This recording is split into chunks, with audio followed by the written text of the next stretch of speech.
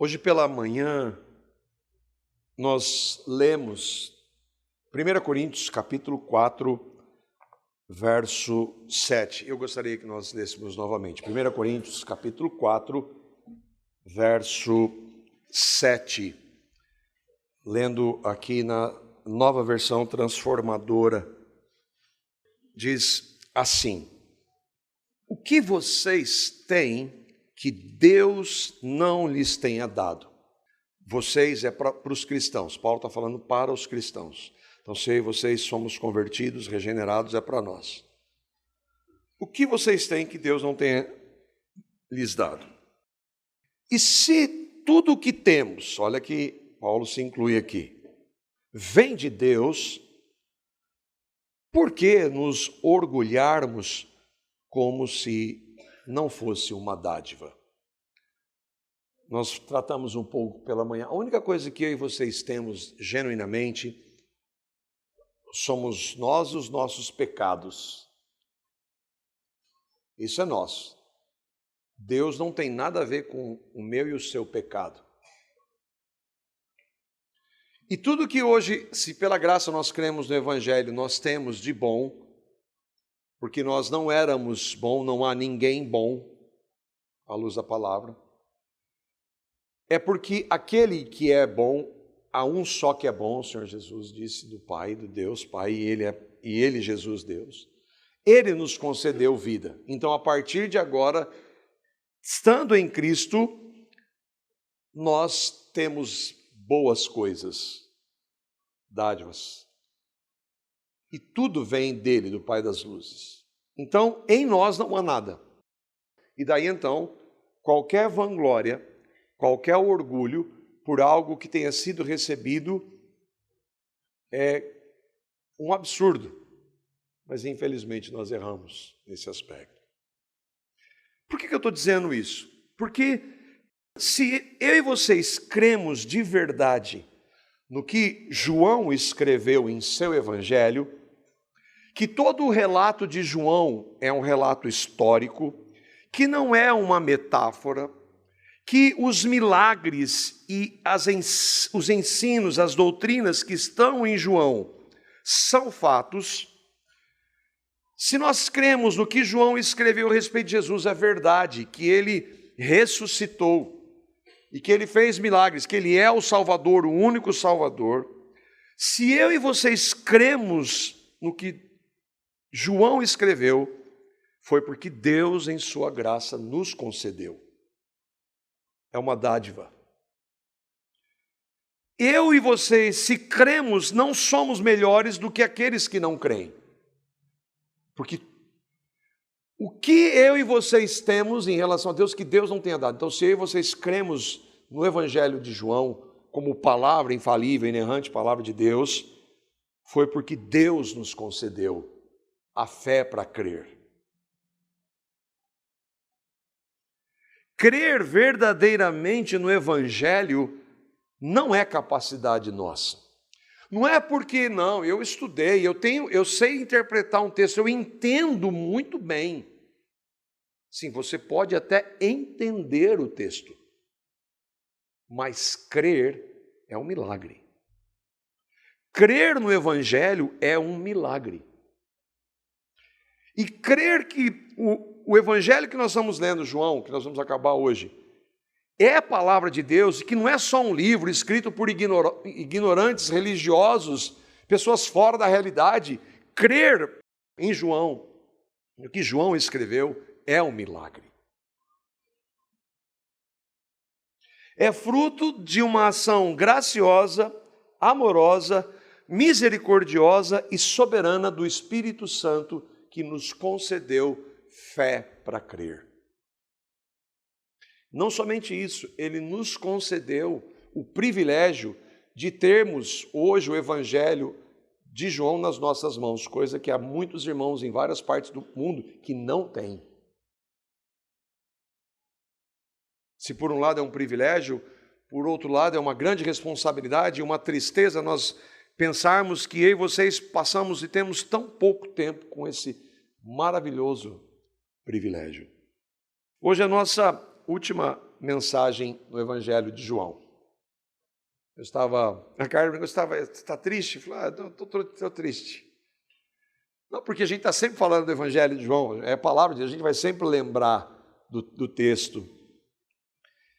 Mas eu fui pesquisar quando que nós começamos. Dia 19 de junho de 2016, nós começamos a estudar o Evangelho de João.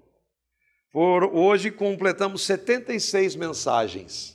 Se nós fôssemos estudar todo domingo, sequencialmente, seria 1 ano e 5 meses. E para mim é uma alegria a gente poder estar... Eu tenho compartilhado isso e os irmãos que pregam sabem disso. Quem mais cresce no Senhor e no conhecimento dele é aquele que vai preparar uma mensagem, estudar, meditar, ler, orar. Nós que somos privilegiados de pregar o Evangelho. E como eu tenho aprendido no Evangelho de João. No último sermão, nós vimos que Jesus apareceu aos seus discípulos. Jesus ressuscitou e ele vai aparecer em alguns lugares e ele vai aparecer especialmente para os seus discípulos. E na última vez nós vimos ele foi tratar especificamente com Tomé.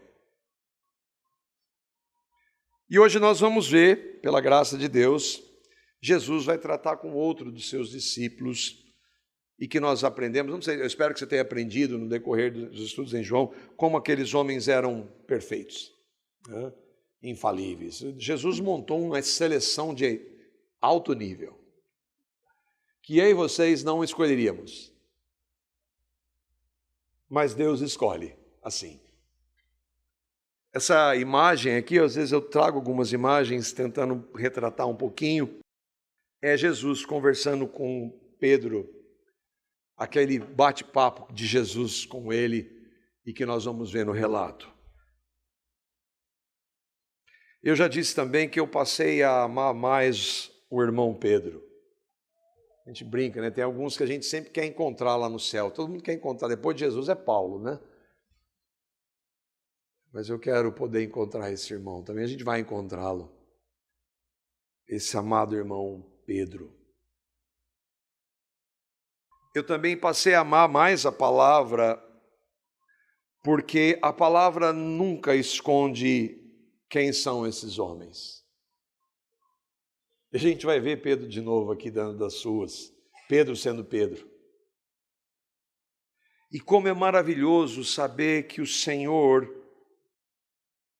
é misericordioso com os seus.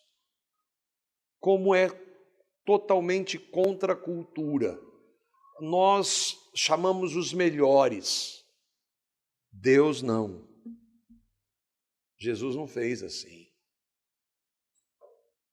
E mesmo sabendo quem eles são e mostrando para eles e para nós quem eles são, ele continua chamando esses.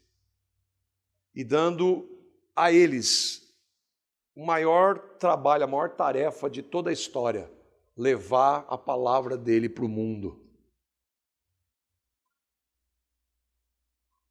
Nós vamos ver que, é por isso que vamos tratar um pouco de Jesus tratando com Pedro e conosco também.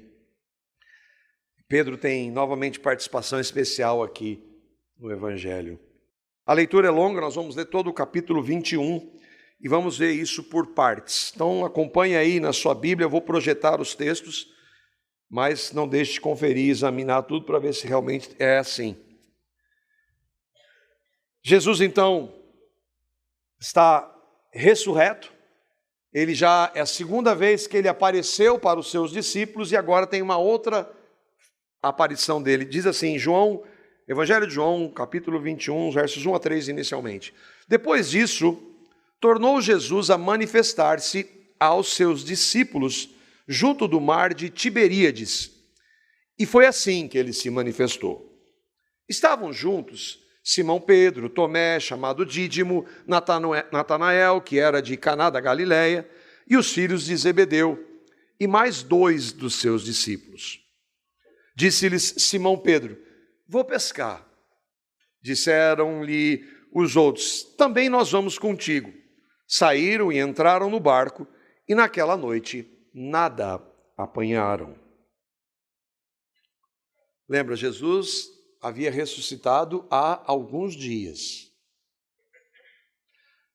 Eles viram Jesus, lembra que Jesus apareceu para eles, eles estavam num lugar fechado, e Jesus aparece para eles 2 vezes.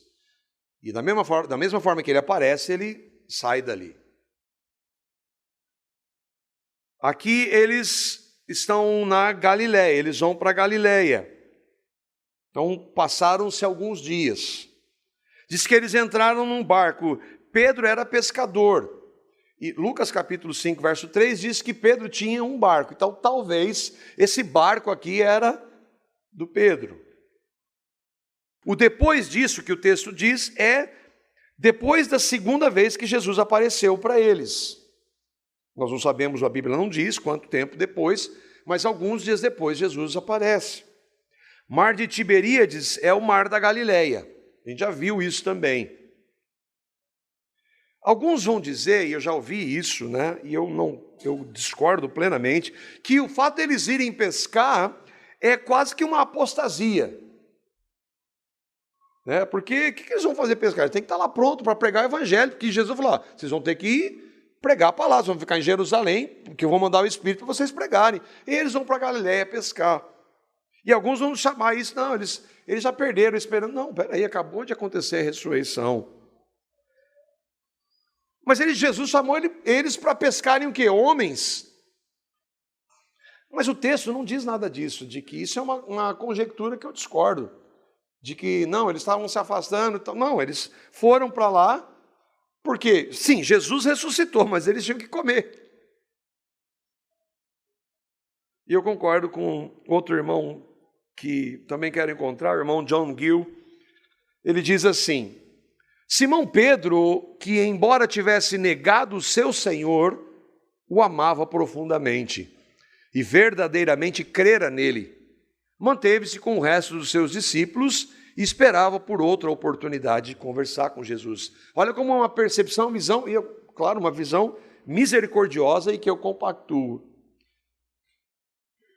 Eu também concordo com o irmão D.A. Carson, que ele diz que eles estavam lá porque Jesus disse para eles, quando eu ressuscitar, eu vou encontrar vocês na Galileia. Marcos capítulo 14, versículo 28 diz isso. Mateus 28 diz também.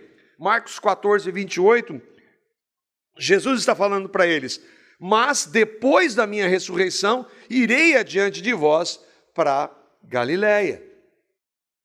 Então eles foram para lá, olha como uma percepção, eles foram para lá porque eles esperavam encontrar o Senhor. Mas de volta então ao Evangelho, no capítulo 21. A pescaria começa à noite, e aí alguns estudiosos vão dizer que era o melhor horário para pescaria. E eles pescam a noite toda, mas não pegaram nada. Pareceram uns pescadores que tem aqui na comunidade. Pescaram à noite, não pegaram nada, mas gosta, né? E sabe como é que é a conversa de pescador, né? Não de pescador crente não mente, né? Mas eles pescaram, tentaram pescar a noite toda e nada. E aí o texto continua, João 21, dos versos 4 até o verso 11. Mas ao clarear da madrugada, estava Jesus na praia. Todavia os discípulos não reconheceram que era ele. Perguntou-lhes Jesus, filhos, tendes aí alguma coisa de comer? Responderam-lhe, não. Então lhes disse, lançai a rede à direita do barco e a achareis. Assim fizeram e já não podiam puxar a rede, tão grande a quantidade de peixes. Aquele discípulo a quem Jesus amava disse a Pedro, é o Senhor. Simão Pedro, ouvindo que era o Senhor, cingiu-se com sua veste porque se havia despido e lançou-se ao mar. Mas os outros discípulos vieram no barquinho puxando a rede com os peixes, porque não estavam distantes da terra, senão quase 200 côvados.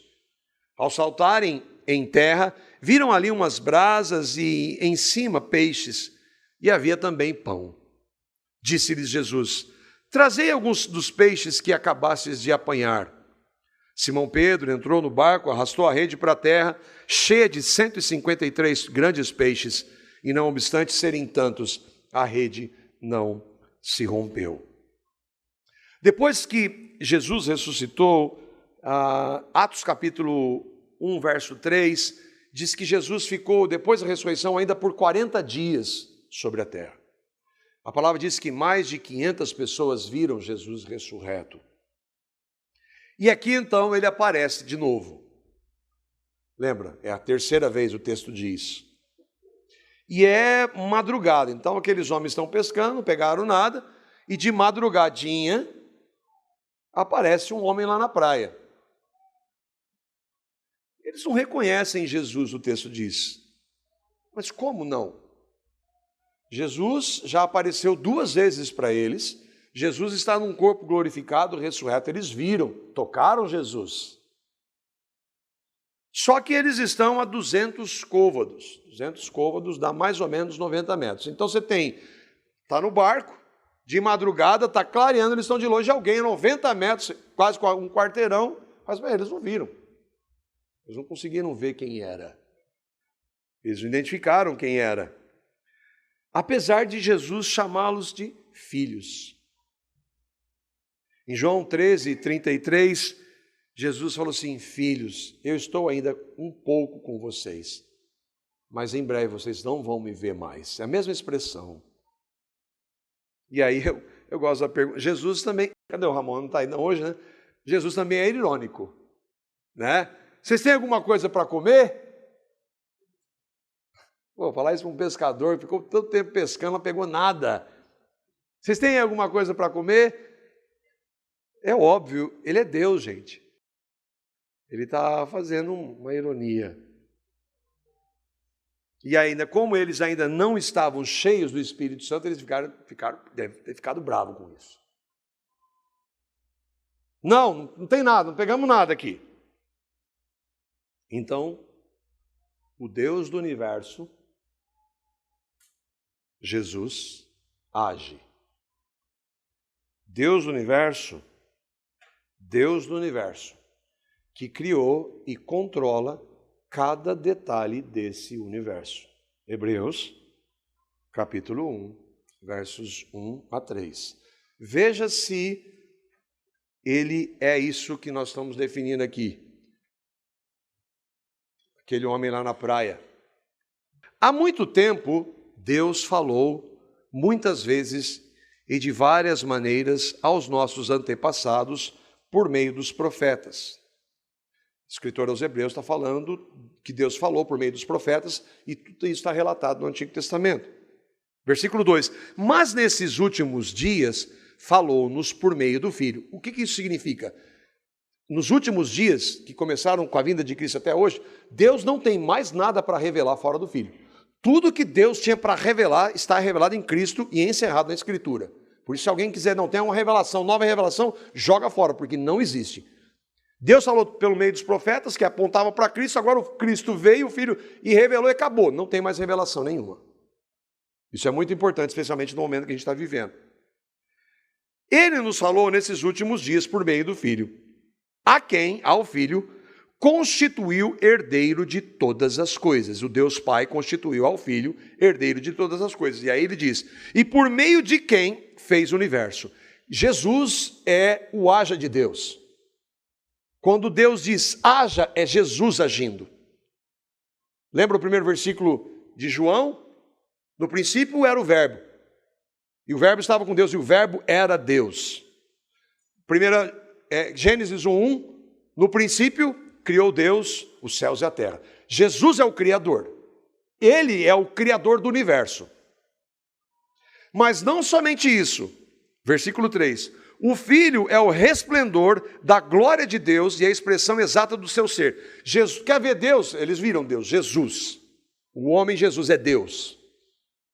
E aí o texto diz, sustentando todas as coisas por sua palavra poderosa, ou pela palavra do seu poder. Jesus não é somente o Criador, mas esse universo está debaixo do sustento dele.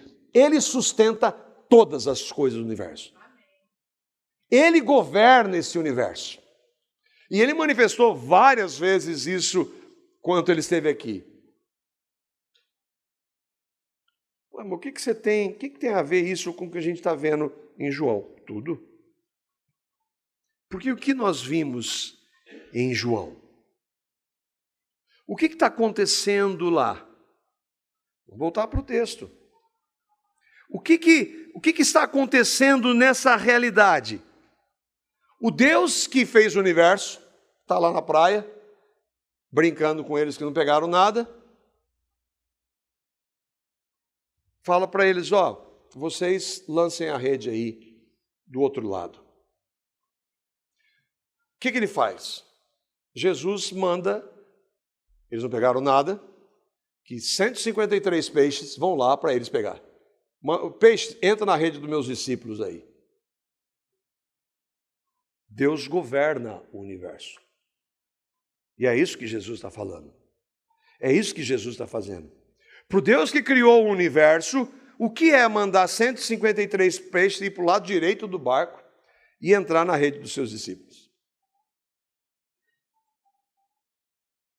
Isso não é uma metáfora. Isso aconteceu. É um milagre. É Jesus mostrando quem ele é. Ele governa o universo. É ele que governa o tempo. É ele que governa, ele põe e tira reis. É ele que governa absolutamente tudo. O que significa esses 153 aí, né? Eu tenho uma resposta, não ia além do que está escrito. E dá-lhe gente tentando dizer o que significa os 153, hein? É igual aqueles, os 300 e não sei quantos profetas lá que a Universal inventou. 153, o texto não diz nada, são 153 peixes, um relato histórico que acabou. Aquele discípulo que Jesus amava, quem é o discípulo que Jesus amava? Nós aprendemos, de quem ele está falando, irmãos? De João. E nós cremos que João, pela graça de Deus, sendo humilde, não quer se exaltar. Então ele sempre fala na terceira pessoa. Mas é ele. E nós vamos ver depois, ao final. É ele que está dizendo, então, e ele é importante nós ressaltarmos, ele não é o autor do Evangelho. O autor do Evangelho é o Espírito Santo. João é a pena do Espírito Santo. João é quem o Espírito Santo mandou escrever o que ele escreveu. E João diz então, é o Senhor. Porque Jesus está lá na praia, é o Senhor. O Senhor não é uma expressão de respeito. Na minha época, né, ainda falo Senhor para o meu pai. Mas não é o Senhor como de respeito hoje. Meu filho fala Senhor para mim, mas não sei o que vocês acham, tem que fazer alguma coisa, não? Não, né? Mas é o Senhor Deus, que Tomé diz, Senhor meu e Deus meu. Lembra que Tomé falou isso? É o Senhor. E Pedro, sendo Pedro, pula na água. Pedro, sabe que Pedro amava Jesus ou não? Amava Jesus. O texto diz que ele cingindo, não é que ele estava sem roupa, né? Eles estavam ali entre homens, num barco pequeno, provavelmente tinha uma capa e uma roupa por baixo. Talvez ali no nosso contexto, no nosso conceito, seria algum short que ele estava sem camisa, mas aí ele coloca e pula na água. E aí nada os seus 90 metros para encontrar com Jesus. Os outros continuam no barco e vão levando os peixes. Diz também o texto que tinha ali brasa. Mas espera aí, não tem ninguém na praia a não ser Jesus. Faz 6 horas que aqueles homens estão pescando. Quem está lá? Quem que preparou o fogo? E já tem peixe lá. Quem será que fez isso? Jesus tem coisas para tratar com eles. E nada melhor que comendo alguma coisa. Ele tem algo para tratar com eles, mas especialmente com o impetuoso Pedro. Versos 12 a 14. Disse-lhe Jesus: vinde e comei. Nenhum dos discípulos ousava perguntar-lhe: quem és tu? Porque sabiam que era o Senhor. Veio Jesus, tomou o pão e lhes deu, e de igual modo o peixe. E já era esta a terceira vez que Jesus se manifestava aos discípulos depois de ressuscitado dentre os mortos. Lembra, eles estão diante de Deus e do Senhor. Ao mesmo tempo que eles o amam, e isso é muito importante para nós. Sim, nós temos acesso, a palavra diz que Deus é o nosso papai. Abba, pai, é papai, mas ele continua sendo Deus. E ao mesmo tempo que nós podemos ter acesso ao trono dele de graça a qualquer hora, nós não precisamos de mais nenhum mediador, nenhum sacerdote, mas nós temos em Cristo o sumo sacerdote, ainda assim ele continua sendo Deus e nós devemos toda reverência e temor a ele. E aqueles homens estão diante de Cristo, eles sabem quem é. E aqui há um misto de reverência, grande reverência e de temor diante dele. Por isso eles nem perguntam quem é, eles sabem. Nós vamos falar com ele. Lembra, irmãos, João está escrevendo isso aqui algumas décadas depois. João estava lá.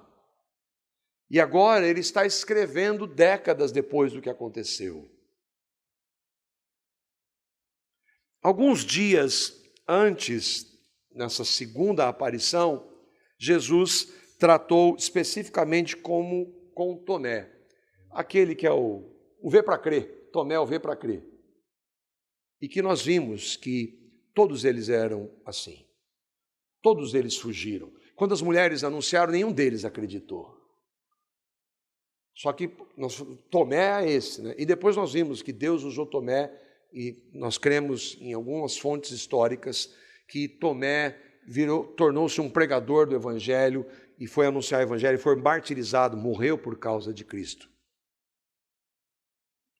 E isso a gente sempre vê Deus em sua graça e misericórdia tratando com aqueles que são dele. Mas agora então Jesus vai atrás de Pedro. É ele que vem atrás. Ele que vem tratar conosco. Versos 15 a 19. Depois de terem comido, perguntou Jesus a Simão Pedro: Simão, filho de João, amas-me mais do que estes outros? Ele respondeu: sim, Senhor, tu sabes que te amo. Jesus disse para Pedro: apacenta os meus cordeiros. Tornou a perguntar-lhe pela segunda vez: Simão, filho de João, tu me amas? E ele lhe respondeu: sim, Senhor, tu sabes que te amo. Disse-lhe Jesus: pastorei as minhas ovelhas. Pela terceira vez, Jesus lhe perguntou: Simão, filho de João, tu me amas? Pedro entristeceu-se por ele lhe ter dito pela terceira vez: tu me amas? E respondeu-lhe: Senhor, tu sabes todas as coisas. Tu sabes que eu te amo. Jesus lhe disse: apacenta as minhas ovelhas. Em verdade, Jesus falando para Pedro, em verdade eu te digo que quando eras mais moço, tu te cingias a ti mesmo e andavas por onde querias. Quando, porém, fores velho, estenderás as mãos e outro te cingirá e te levará para onde não queres. Disse isso, e aí João, escrevendo décadas depois, para significar com que gênero de morte Pedro havia de glorificar a Deus. Depois de assim falar, acrescentou-lhe, Jesus disse a Pedro: segue-me. O que tinha acontecido 3 vezes? Você lembra? Alguma coisa que aconteceu 3 vezes? Pedro havia negado o Senhor 3 vezes. E lembra, Jesus tinha dito: você vai me negar 3 vezes. Antes que o galo cante. Deus está no governo da história ou não? Você vai me negar 3 vezes. E daquela hora, depois Jesus vai para a cruz, morre, ressuscita. Daquela hora não houve mais uma conversa entre os dois. Eles não conversaram mais. Sim, Pedro o viu ressurreto, mas eles não conversaram. E agora Jesus então vai tratar com Pedro. Pedro e nenhum de nós, até vermos o relato todo, entende porque Jesus está perguntando se ele ama, se ele o ama. E Pedro está respondendo até que ele faz a terceira pergunta, e naquela hora Pedro lembra. E o texto diz que ele se entristeceu. Lembra quando ele se entristeceu também numa terceira vez? Quando Jesus olhou para ele, de ele ter negado a Jesus pela terceira vez. E aqui então Pedro lembra. Jesus está indo atrás do Senhor, é sempre assim. É sempre assim. Não há ninguém que busque, Ele nos busca. Alguns irmãos, e aí nós temos o grego, que é a palavra amor, ela tem diferentes traduções para o grego. E a palavra no grego amor pode ser, por exemplo, duas delas, filéu e ágape. Ágape é um amor sacrificial e normalmente é mostrado do amor de Deus para conosco. Filéu é um amor de amizade. Alguns irmãos vão dizer que quando Jesus pergunta e é verdade no texto, quando ele pergunta para Pedro, ele fala assim, Pedro, você me ama com amor ágape? E Pedro diz, sim, Senhor, eu te amo com amor filéu. Alguns vão dizer que o que Jesus está querendo ouvir dele é, eu amo o Senhor com o amor ágape. Mas, na realidade, algumas vezes essas palavras elas são intercambiáveis, guardadas as devidas proporções, é como alma e espírito. Alma e espírito, em alguns textos bíblicos, elas são sinônimos. E a palavra ágape e filéu são também sinônimos. Então, o objetivo aqui não é que Jesus espera que ele diga que ele o ama sacrificialmente. Jesus quer tratar com ele para que ele lembre que mesmo ele tendo negado 3 vezes, ele sim o ama. E ele sim quer que ele continue o trabalho para quem ele chamou. Você continua sendo chamado para pescar homens. Então essa ideia, alguns irmãos pensam assim, eu não creio que é isso que o texto queira dizer, mas nada mais do que Jesus está tratando com Pedro ali, daquelas 3 vezes que ele negou, e agora ele quer ouvir. Uma outra coisa que é verdade é que Jesus quer dizer assim, Pedro, você não pode nada sem mim. Porque lembra o que Pedro disse antes de negar? Senhor, mesmo que todo mundo te abandone, eu não. Eu não. Bom, falou eu não, e foi exatamente o que Jesus falou. Por isso que, aí nós lembramos, como tratamos hoje, Jesus falou, sem mim, você Pedro, você que crê no Evangelho, eu e vocês, não podemos o quê? Absolutamente nada. Mas Pedro estava dando uma de fariseu. Não, eu me garanto. E Jesus precisava tratar isso. E o irmão D.A. Carson vai dizer assim como a negação de Pedro foi pública entre os demais, Jesus precisava tratar com ele naquele aspecto para humilhá-lo, para saber que sem mim você não pode. E é isso que Jesus está fazendo aqui, por amor. Esse amor que deixa tudo acontecer e não trata, não é amor. Isso não é amor, isso é mentira. Um amor trata na luz, na verdade. É difícil tratar na luz? E na verdade é difícil. Mas não existe amor fora da verdade. Não existe amor fora da luz. Por isso que nós vamos tratar. E é o que Jesus está fazendo. E aí então, olha como a resposta do Pedro, na terceira vez, ele falou, Senhor, o Senhor sabe todas as coisas. O Senhor sabe que se o Senhor não fizer, eu não faço. Mas, Senhor, eu amo o Senhor. E é claro que Jesus sabe que Ele ama. Sendo Pedro aquela imperfeição que ele era. Sendo eu e vocês que cremos no Evangelho, as imperfeições que nós somos. Nós falamos algumas vezes aqui, irmãos, nós somos Pedro. Nós não somos Judas por causa da graça de Deus. Mas nós vimos, Pedro e Judas fizeram exatamente as mesmas coisas. Mas Judas não creu. Pedro creu. Creu porque Deus levou Pedro a crer. Deus concedeu fé a Pedro.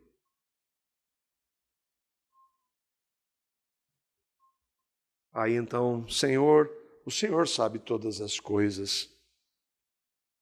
No versículo 18, o que Jesus quer dizer para ele? Ó, Pedro, é o seguinte: você, quando era mais moço, te cingias a ti mesmo e andavas por onde querias. Jesus está falando assim: você governava a sua vida, Pedro. Mas agora eu estou te mostrando que quem governa sou eu. E que sem mim você não pode nada.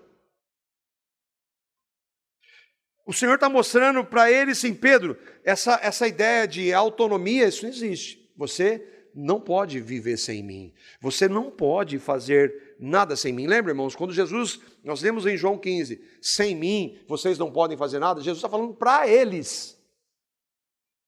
Para eles. Sem mim agora, andando com vocês, sem mim ressurreto. E na pessoa do Espírito Santo que vai capacitá-los, porque eles já tinham o Espírito. E o Senhor faz isso de que maneira, irmãos? Na verdade, confrontando, mas em amor. E por que ele confronta? Porque ele ama. E aí então João vai explicar que o estenderás as mãos era uma expressão naquela época de morte de cruz.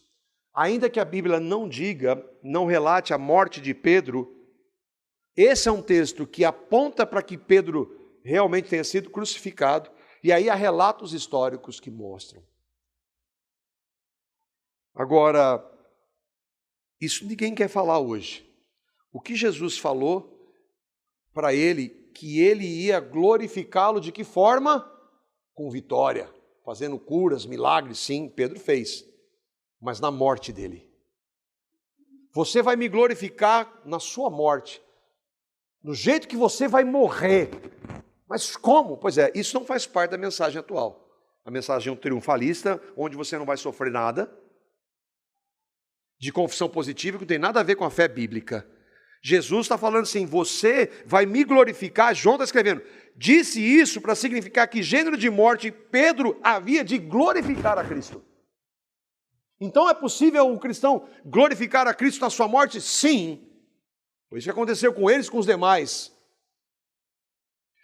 Quando Paulo fala de um espinho na carne, qual é o objetivo do espinho na carne? Que Deus deu. Ah, mas é um mensageiro de Satanás. Mas o mensageiro de Satanás só faz o que Deus quer. O espinho na carne glorificava a Deus. Nós não sabemos o que é, mas sabemos que trazia dor e sofrimento para Paulo. Então, o sofrimento, Deus usa sofrimento para tratar conosco. Para moldar Cristo. Por isso que às vezes nós nos indignamos com essa ideia triunfalista de que nós vamos ter vitória só a partir da nossa perspectiva. O que um espinho na carne glorifica dentro da perspectiva, essa perspectiva humanista? O que a morte na cruz traz de glória para Deus? Dentro da perspectiva humanista, nada. Mas para Deus, toda a glória. João está dizendo o gênero de morte que Pedro havia de morrer glorificaria a Deus. A morte de Pedro glorificou a Deus. O espinho na carne Paulo glorificou a Deus. Quando uma pessoa sofre, independente da razão, porque Deus é o que governa, e ela louva a Deus, mesmo na dor, isso glorifica a Deus. Ah, então eu vou buscar o sofrimento? É claro que não. Então eu não vou pedir para Deus me livrar? Claro que não. Pedro pediu, Paulo pediu, não pediu? Mas Deus tirou? Não. Ah, então eu não creio em milagre? É claro que nós cremos em milagre. Nós estamos lendo milagres aqui na Bíblia. Mas Deus, em sua soberania, pode não fazer o milagre que nós queremos, mas Ele pode fazer o milagre de nós o louvarmos mesmo na dor, seja ela qual for.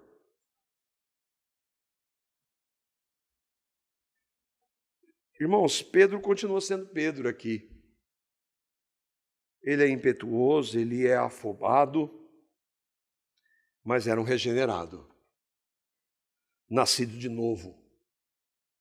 Ninguém me convence do contrário. Tem irmãos que pensam diferente. Ninguém me convence do contrário. Mas ele era falho e, mesmo depois da ressurreição, Paulo aprendeu a estar contente. Nós estamos aprendendo, né? Espero que nós estejamos aprendendo, a duras penas, né? Pedro aprendeu a ser menos ele. A ser menos ele que governa. Você precisa aprender a depender mais de mim. Como é que eu vou fazer? Eu vou trazer sofrimento para você. Mas mesmo Pedro sendo esse Pedro, o Senhor vai dizer no fim: cuida das minhas ovelhas. Eu vou para o céu, vou mandar o Espírito para capacitá-los, você vai pregar e você vai cuidar das minhas ovelhas. Você, Pedro. E o que acontece em Atos capítulo 2? Os apóstolos estão lá, os discípulos, 120 irmãos estão lá. Quem prega? Pedro. Isso é para mostrar que o poder está em Deus e não no homem. Jesus, alguém já disse, Jesus não escolhe os capacitados. Ele capacita os que não são nada. E quando você bate no peito, eu e você batemos no peito como Pedro, e pode saber que Deus, então deixa eu tirar a minha mão que te sustenta. Eu falei, Senhor, o Senhor sabe todas as coisas, eu não posso nada sem o Senhor. Agora, o que impressiona é que Pedro continua sendo Pedro mesmo. Olha os versos 20 a 23. Depois dessa conversa, né, que Jesus tratou com ele, corrigiu, olha o Pedro aqui. Então Pedro, voltando-se, viu também que o seguia, que o ia seguindo o discípulo a quem Jesus amava, o qual na ceia se reclinara sobre o peito de Jesus e perguntara, Senhor, quem é o traidor? João está lembrando do momento da ceia. Vendo, pois, Pedro, está falando de João, ele está conversando com Jesus, João está caminhando ali atrás, aí Pedro pergunta para Jesus, e esse, o que vai ser dele? Respondeu Jesus, e Jesus aí, né, você sabe que uma hora que Jesus fala assim, até quando eu vou ter que suportar vocês? E ele fala isso, realmente. E isso serve para mim e para você, até quando ele tem que suportar a gente, pela graça. Aí Jesus responde, se eu quero que ele permaneça até que eu venha, que te importa, Pedro? Ô Pedro, o que você tem a ver com isso? Quanto a ti, segue-me. Então se tornou corrente entre os irmãos o dito de que aquele discípulo não morreria. João está falando assim, então, por causa disso, porque Jesus diz, então João não vai morrer. E João está dizendo que não é verdade isso. Ora, Jesus não dissera que tal discípulo não morreria, mas se eu quero que ele permaneça até que eu venha, que te importa, Pedro? Não é maravilhoso isso, irmãos? Agora não. Agora Pedro nasceu de novo. Daí a pouco dá mais uma. Não, então só quando ele acertar todas aí que ele é crente de verdade. Por isso que eu gosto do Pedro. Ele não parece, irmãos, não parece a gente assim? Não parece um pouco a gente, né? Que uma hora, pela graça de Deus, o Senhor te concede uma vitória, e aí você, sou eu. E dali a pouco, aquele tombo, aí sou eu mesmo. Jesus está tratando com ele, está corrigindo ele em amor, e ele vai perguntar o que vai ser de João.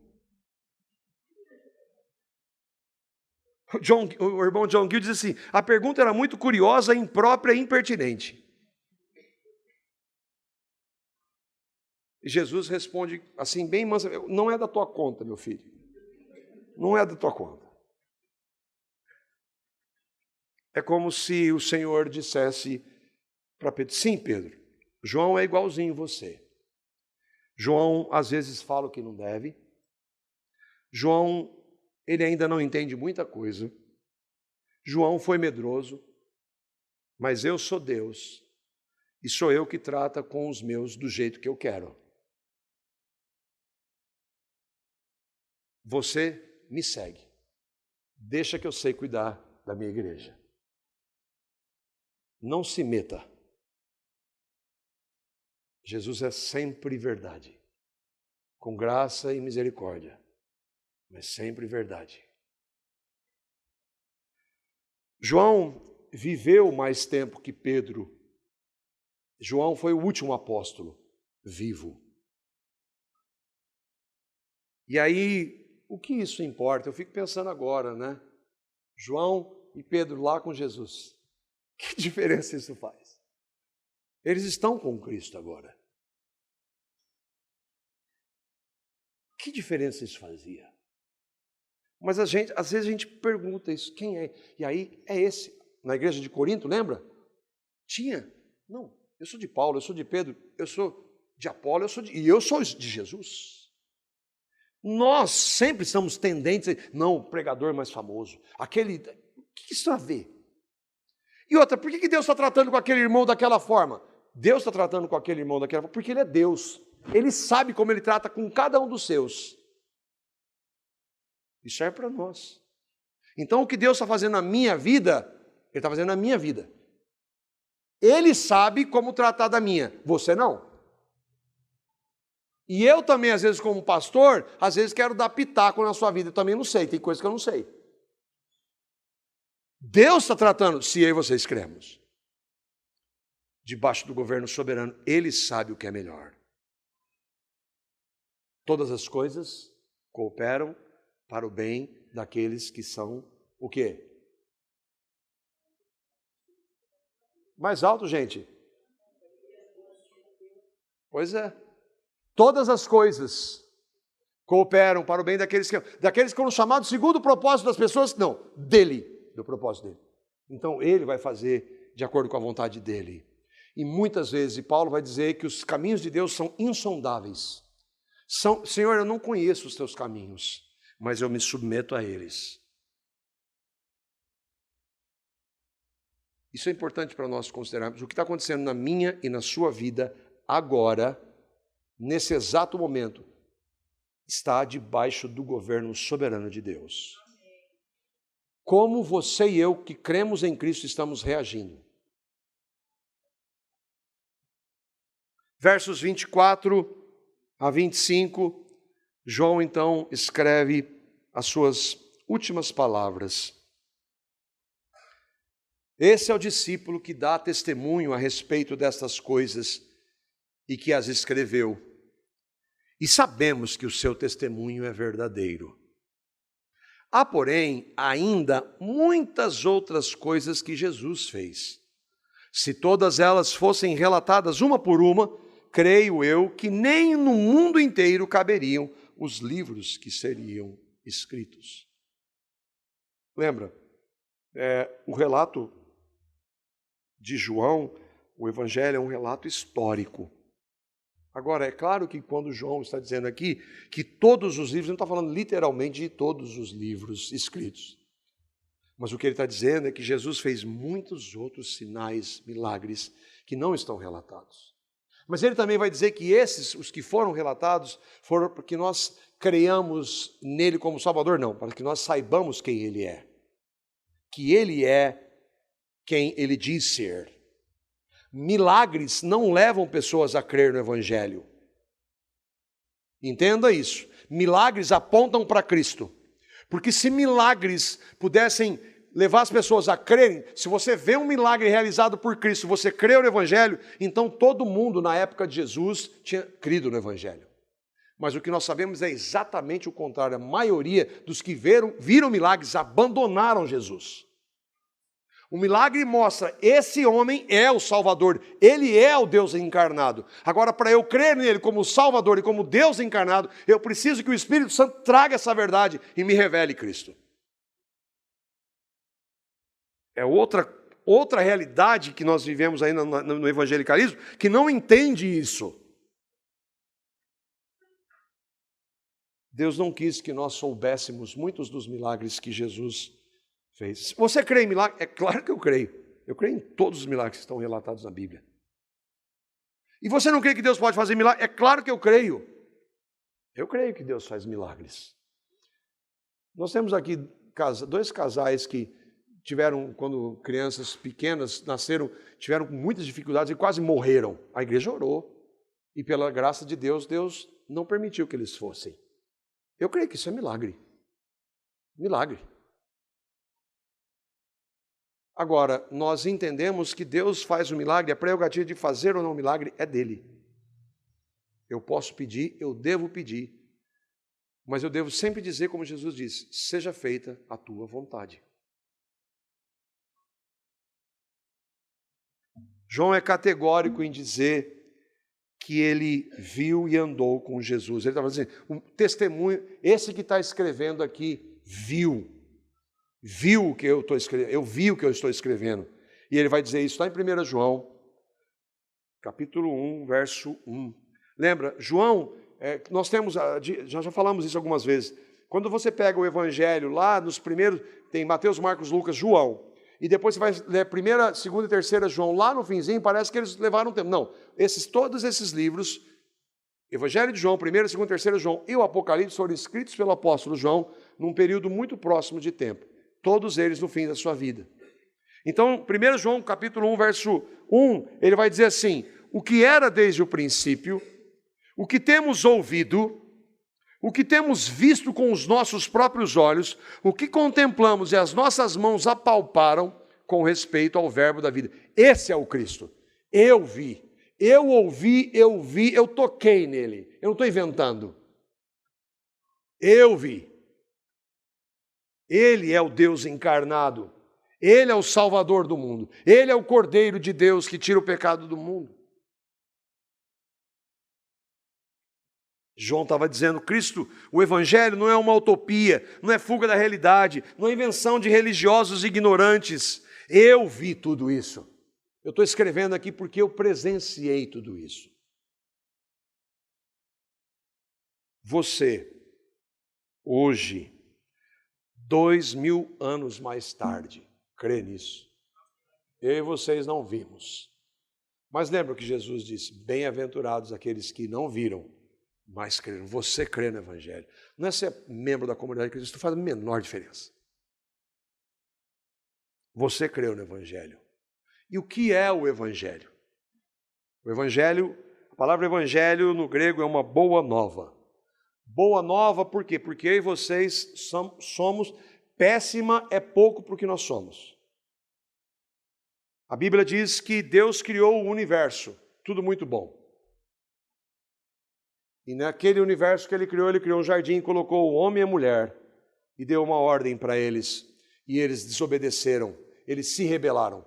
Os filhos dos filhos dos filhos dos filhos dele são rebeldes desde que nascem, eu e vocês. Nós nascemos em pecado, não há mais nada que nós possamos fazer.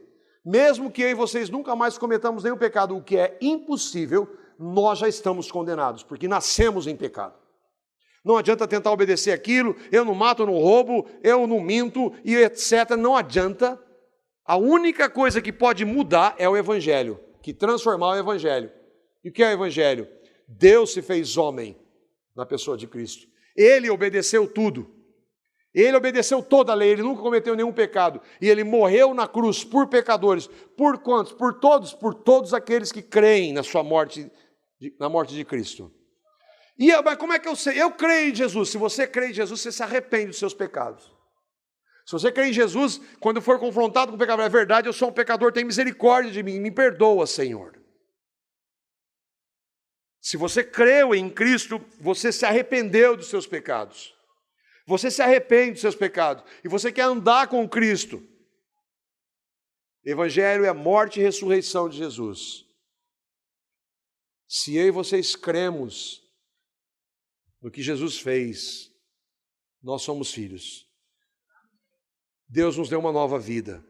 Deus nos deu sentido, significado e esperança. Fora de Cristo, ninguém, nem nada, nenhuma religião, nem dinheiro, nem poder, nem conhecimento, nem cultura, nem nada pode dar esperança. Só Cristo. É o Evangelho e eu espero que você creia. A minha oração é que o Espírito Santo de Deus revele a você o Evangelho. Entenda, o Evangelho não tem nada a ver com religião. Hoje nós vivemos não pelo que vemos, vivemos pela fé. O que nós podemos aplicar disso que nós lemos e vimos? Primeiro, irmãos, a importância da palavra de Deus. Nós precisamos da palavra de Deus diariamente. Deus só tem um meio para falar conosco. É por meio da sua palavra. Mas você é pastor, você está falando? Sim, mas como é que você vai saber se eu estou falando verdade ou não se você não olha para a palavra? Como é que você vai confrontar quem quer que seja se você não examina a palavra? E o Evangelho de João é palavra de Deus. E nós precisamos de toda a palavra de Deus. Tudo que foi escrito para o nosso ensino foi escrito. Toda a Escritura é inspirada por Deus. Então nós precisamos da palavra cada vez mais. Algo que nós podemos entender, e para nós, às vezes eu conversando com alguns irmãos, quando nós somos confrontados com o nosso pecado e às vezes ouvimos verdades da palavra, nós vemos que, por um lado, eu estou tão distante, e quanto mais você conhece a Cristo, mais você vê que diante de nós aqui a gente pode estar até bem, mas diante da santidade de Deus ninguém está bem. Ninguém obedece plenamente os mandamentos de Deus, ninguém. E é bom nós olharmos e vermos como Deus amou Pedro, mesmo ele sendo quem ele era. Isso serve para nós. Não justificativa por pecado, mas saber, Senhor, eu ainda peco, eu tenho pecado, às vezes eu tenho errado, eu tenho sido derrotado. Tem misericórdia. Sim, meu filho, eu tenho misericórdia de você como eu tive de Pedro e como eu tenho de todos os meus. Entenda, não é pretexto para o pecado, mas é o reconhecimento de que nós somos como Pedro. Mas se nós reconhecemos e nos arrependemos, há perdão, perdão, perdão. Onde abundou o pecado, superabundou a graça de Deus. Outra coisa que nós precisamos aprender, Deus trata individualmente com cada um dos seus. E é muito importante que eu e vocês saibamos o que está acontecendo novamente na minha e na sua vida agora. Deus tem propósitos.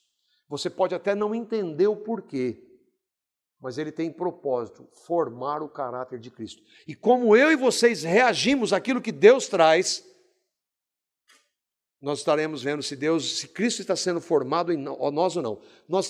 Eu tenho falado várias vezes, estudando o segredo do contentamento. Todos nós que estamos nos grupos, estamos estudando o livro. Todos nós estamos sendo confrontados com muitas vezes que nós colocamos o nosso contentamento em pessoas, em coisas, sendo que o nosso contentamento só pode ser real em Cristo. E não importa o que aconteça, mesmo que a gente perca tudo e todos, nós podemos estar contentes e devemos estar contentes somente em Cristo. Esse é um processo de Deus tratar conosco. E Ele vai fazer isso. Então, como é que está na sua vida? O que Deus quer tratar com você agora? No que você está passando? Não sei o que é, mas como é que você está reagindo? Você está reagindo quando a palavra diz: em tudo dai graças, porque esta é a vontade de Deus para conosco em Cristo Jesus? Em tudo. Você está vendo que todas as coisas cooperam para o bem daqueles que amam, mas todas as coisas, como se fossem só as coisas boas, por que todas? Então são todas. Senhor, eu não entendo, está doendo, é verdade, dói, Senhor, mas me capacita a te glorificar na minha ação, na minha reação. Deus trabalhou com Pedro. E nós vemos isso em Pedro. Pedro morreu crucificado por amor a Cristo. Está trabalhando na sua vida? Deus tem um jeito para trabalhar com cada um dos seus. E a gente tem que tomar cuidado. Mas está fazendo isso, daquilo. Não, comigo como é que está sendo? E por último, nossa esperança. Né, irmão Sérgio? Nossa esperança é a volta do nosso Senhor. João escreveu isso aqui, pouco tempo depois morre, e hoje ele está com Cristo. Mas não está no estado que Deus planejou e vai concretizar. É quando Cristo voltar para buscar os seus. O João, que agora está em espírito e alma, na presença do Senhor, vai receber um corpo glorificado, onde nunca mais nós vamos ter as lutas que nós temos hoje. e está para sempre com o Senhor. Nós terminamos de meditar no Evangelho e enquanto estivermos vivendo aqui, nós vamos meditar na palavra sempre. E o consolo que ela traz para nós, filhos, é Maranata, ora vem, Senhor Jesus. Enquanto isso, que Ele nos conceda a graça de nós vivermos vidas santas, que glorifiquem onde Ele nos colocar. Cada um de nós tem o seu contexto, a sua realidade, as dificuldades, lutas, que o Senhor conceda a graça de nós testemunharmos que Ele faz a diferença. Que não importa o que aconteça, Cristo é a nossa vida. E Ele nos capacita a honrá-lo. E se eu errar, nós temos perdão, como Deus perdoa Pedro, Ele nos perdoa em Cristo.